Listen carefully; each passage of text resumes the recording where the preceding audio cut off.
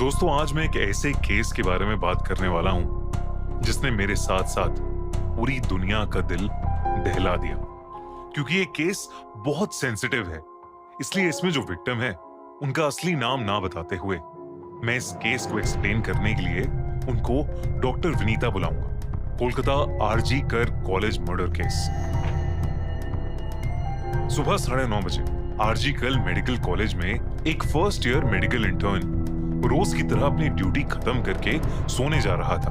पूरे कॉलेज में डॉक्टर्स और नर्सिंग स्टाफ के लिए कोई भी साफ कमरा नहीं था जहां वो अपने लंबे लंबे शिफ्ट्स के बाद आराम कर सके, जिस वजह से सभी डॉक्टर्स और इंटर्न्स 4th फ्लोर पर बने सेमिनार रूम में लगे 2 गद्दों पर सोया करते थे।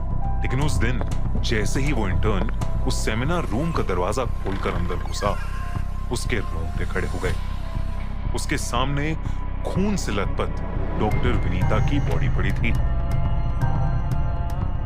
आर्जिकल मेडिकल कॉलेज की 2nd year medical intern doctor Vinita सबकी चहेती थी, चाहे वो उनके सीनियर डॉक्टर्स हों या जूनियर इंटर्न्स। वो अपने पेरेंट्स की इकलौती बेटी थी और हर रोज जब भी विनीता को समय मिलता वो अपने दिन की सारी खबर, जैसे आज क्या क्या हुआ, खाना खाया कि नहीं, सब कुछ वो अपनी मम्मी को कॉल पर बताती थी।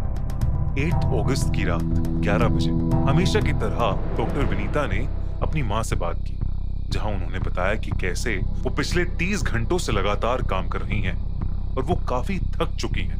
रात को कुछ 2 बजे अपने राउंड्स खत्म करके उन्होंने खाना खाया और कुछ देर आराम करने वो उसी सेमिनार हॉल के बेड पर जाकर लेट गई। डॉक्टर विनीता के लिए हॉस्पिटल एक दूसरे घर जैसा ही हो गया था, लेकिन वो भूल गई थी कि कई हैवानों को रोकने के लिए घर तक की दीवारें काफी नहीं होती। अगले दिन 9 अगस्त की सुबह जब उस इंटर्न ने डॉक्टर विनीता की बॉडी देखी तो उसने अपने साथियों के साथ मिलकर उस कॉलेज के प्रिंसिपल को अलर्ट कर दिया। लेकिन प्रिंसिपल ने उस जगह को ना ही खाली किया और ना ही पुलिस को बुलाया। पूरे 1 घंटे के लिए वो उस कमरे में बहुत से और लोगों के साथ बैठे रहे। कुछ घंटों बाद जब पुलिस को बुलाया गया, उन्होंने लापरवाही करते हुए उस क्राइम सीन को सील तक नहीं किया। डॉक्टर विनीता की लाश मिले हुए इस 1.5 से 2 घंटे के अंदर अंदर न जाने कितने लोगों के पैरों और उंगलियों के निशान हर उस चीज पर लग गए होंगे जो पुलिस के लिए एक सबूत हो सकते थे। सुबह के 11 बजे जब विनीता के पापा को फोन गया, तब उन्हें लगा कि शायद उनकी बेटी अपनी खबर देने के लिए फोन कर रही है। लेकिन उन्हें बस इतना बोला गया कि उनकी बेटी ने हॉस्पिटल के अंदर अपनी जान दे दी है और उन्हें जल्द से जल्द हॉस्पिटल आना चाहिए। हॉस्पिटल पहुंचकर डॉक्टर विनीता के पेरेंट्स सभी डॉक्टर्स और पुलिस वालों से रोते हुए कहते रहे कि बस एक बार उन्हें उनकी बेटी को देखने दें। लेकिन 3 घंटों के इंतजार के बाद उन्हें सेमिनार रूम के अंदर भेजा गया। जब विनीता के मम्मी पापा अंदर गए तो उनकी रूह कांप उठी। उस सेमिनार रूम का नजारा किसी भयानक सपने से भी बदतर था। उनकी बेटी के आधे शरीर पर कपड़े नहीं थे और वो खून से लथपथ थी। डॉक्टर विनीता के शरीर पर बहुत सारे चोटों के निशान भी थे, जिसे देखकर साफ समझ आ रहा था कि किसी ने उनके साथ बहुत ज्यादा जोर जबरदस्ती की है। कोई भी इंसान जिसमें थोड़ी सी भी कॉमन सेंस होगी ये बता सकता था कि ये खुदकुशी का केस नहीं, बल्कि डॉक्टर विनीता का किसी ने बहुत ही बेरहमी से मर्डर किया है। अगले कुछ घंटों में पुलिस ने पोस्टमार्टम भी करवा दिया और उसके बाद उनका क्रिमेशन यानी अंतिम संस्कार भी हो गया। पुलिस और हॉस्पिटल द्वारा इतने बड़े हादसे को ज्यादा इंपॉर्टेंस नहीं दी जा रही थी, बल्कि कॉलेज ने तो FIR भी नहीं करवाई। पर वहां मौजूद डॉक्टर्स, नर्सेज और स्टूडेंट्स अब स्ट्राइक में चले गए थे, जिसकी वजह से पुलिस पर प्रेशर बना और उन्होंने 24 घंटे के अंदर अंदर डॉक्टर विनीता के हत्यारे एक 33 साल के आदमी को गिरफ्तार भी कर लिया। जहां ज्यादातर केस यहां खत्म हो जाते हैं, ये केस यहां से शुरू होता है। पुलिस ने जिस आदमी को गिरफ्तार किया वो था संजय रॉय, जो कि कोलकाता पुलिस के लिए एक वॉलंटियर, एक खबरी का काम करता था। पर वो लोगों को ऐसा दिखाता था कि वो पुलिस फोर्स में है और उसका बहुत दबदबा है, पर ऐसा कुछ नहीं था। संजय की 4 बीवियां रह चुकी थीं, जिनमें से 3 बीवियों ने उस पर डोमेस्टिक वायलेंस यानी घरेलू हिंसा का आरोप भी लगाया। मगर संजय को कभी भी कोई भारी सजा नहीं हुई। उसको शराब और वायलेंट एडल्ट फिल्म्स की लत थी, जिस वजह से मोहल्ले में भी उसको कोई पसंद नहीं करता था। संजय कोलकाता पुलिस से कुछ 12-15 हजार रुपए हर महीने कमाता था, पर उसकी असली कमाई लोगों को आरजीकर हॉस्पिटल में बेड्स दिलवाकर, टेस्ट आदि करवाकर उस पर कमीशन लेने से होती थी।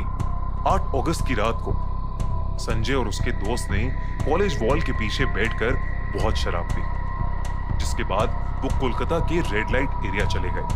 वहां जाकर वो और उसका दोस्त एक लड़की से जोर जबरदस्ती करने लगे, पर वो लड़की वहां से भाग गई। लेकिन संजय और कुछ देर बैठकर शराब पीता रहा और फिर उठकर हॉस्पिटल के अंदर चला गया, जहां इस शराब से धुत हालत में भी उसे किसी ने नहीं रोका। संजय अलग अलग कमरों में जाकर झांक रहा था, जैसे मानो कोई जानवर अपना शिकार ढूंढ रहा हो। वो लड़खड़ाते हुए 4th फ्लोर पर पहुंचा, जहां उसने एक कमरा देखा जो बिल्कुल सुनसान था। एक कमरा जिस पर लिखा था सेमिनार रूम। एक कमरा जिसमें 36 घंटों से लगातार मरीजों की देखभाल करके डॉक्टर विनीता बस कुछ देर आंखें बंद करके थोड़ा रेस्ट करने गई थी। संजय उस कमरे में घुसा और उसने डॉक्टर विनीता को बुरी तरह फिजिकली असॉल्ट किया, जिसमें डॉक्टर विनीता की मौत हो गई। संजय ने यह तो देख लिया कि उस कमरे के बाहर कोई सीसीटीवी नहीं है, मगर यह भूल गया कि हॉस्पिटल और उस फ्लोर पर भी एक और सीसीटीवी है, जिसमें एक डिटेल पकड़ी गई। संजय जब 3:30 बजे के करीब सेमिनार रूम से बाहर था, उसके गले में एक नीले रंग का ब्लूटूथ नेक बैंड था, लेकिन जब वो बाहर आया तो वो उसके गले से गायब था और पुलिस को वैसा ही नेक बैंड डॉक्टर विनीता की लाश के पास से मिला। और जब उसे ऑन किया गया तो वो नेक बैंड एकदम से संजय के फोन से कनेक्ट हो गया। संजय को इसके बाद अरेस्ट कर लिया गया और उसने खुद आगे आकर अपना अपराध एक्सेप्ट किया और कहा कि उसे फांसी दे दी जाए। इसके बाद पोस्टमार्टम रिपोर्ट सामने आई, जिसमें लिखे सबूतों ने सबको चौंका दिया। उस रिपोर्ट के मुताबिक ये मर्डर किसी एक आदमी ने नहीं किया था, बल्कि कई लोग इस मर्डर में इन्वॉल्व थे, क्योंकि विनीता की बॉडी से मल्टीपल फिंगरप्रिंट्स मिले। इस खुलासे के बाद पूरा कोलकाता प्रोटेस्ट करने आगे आ गया। लोगों और मीडिया के सामने अब एक और शख्स की असलियत सामने आने लगी, संदीप घोष, जो 2021 से इस कॉलेज के प्रिंसिपल थे।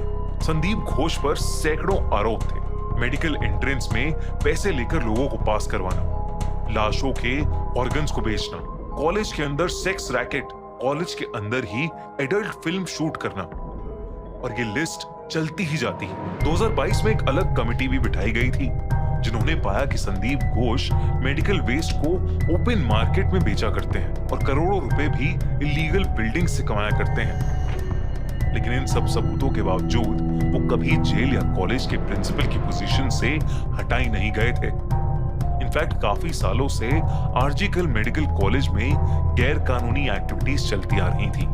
2001 से लेकर 2020 तक बहुत से लोग इन एक्टिविटीज को एक्सपोज करने के लिए आगे आए, लेकिन या तो उनका ट्रांसफर हो जाता या वो रहस्यमय तरीके से मरे मिलते।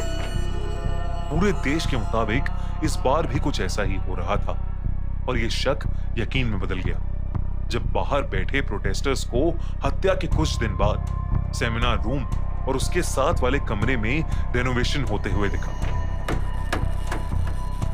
एक क्राइम सीन हमेशा सील्ड होता है, मगर इस बार ऐसे भयानक अपराध के बाद भी उस जगह पर बहुत से मजदूरों और लोगों को आने की इजाजत दे दी गई, ताकि शायद वो सारे सबूत मिटा सकें। जब रेनोवेशन का काम लोगों के हल्ले की वजह से रोका गया, तो एक नई तरकीब आजमाई गई। इंडिपेंडेंस डे से जस्ट एक दिन पहले 14 अगस्त को, जब सड़कों पर पुलिस सबसे ज्यादा तादाद में होती है और सबसे ज्यादा अलर्ट पर होती है, कई ट्रक भर के हजारों लोग आए और प्रोटेस्टर्स में शामिल हो गए। देखते ही देखते उन्होंने सारे पुलिस के बैरिकेड्स को गिरा दिया और सबको ढकेलते हुए कॉलेज के हर कमरे में घुसकर तोड़फोड़ करने लगे और क्राइम सीन के कमरे को पूरी तरह से तबाह कर दिया गया। सवाल अब ये नहीं है कि पुलिस और अथॉरिटीज क्या कुछ छुपा रहे हैं, सवाल ये है कि सब मिलकर किसको छुपा रहे हैं, जिसे आरजी कर से रेजिग्नेशन देने के केवल 9 घंटों में एक दूसरे कॉलेज, नेशनल मेडिकल कॉलेज का प्रिंसिपल बना दिया जाता है, या टीएमसी के लीडर्स को, या कोई और जो शायद इन सब से भी ज्यादा ताकतवर है कि केस अब सीबीआई को सौंप दिया गया है और संदीप घोष को अरेस्ट कर लिया गया है और जस्टिस का वेट किया जा रहा है। लेकिन क्या इस बार भी सत्ता और पैसों का जोर किसी की जान से ऊपर होगा? क्या इस बार भी इंसाफ के लिए एक लड़की को सालों इंतजार करना होगा? क्या इस बार भी मैं और आप चुप रहेंगे या इस वीडियो को ज्यादा से ज्यादा लोगों के साथ शेयर करेंगे और इसी उठी आंधी को दबने नहीं देंगे और डिमांड करेंगे जस्टिस के एक ऐसे नए लॉ को जो ऐसे दरिंदों को एक कड़ी से कड़ी सजा देगा?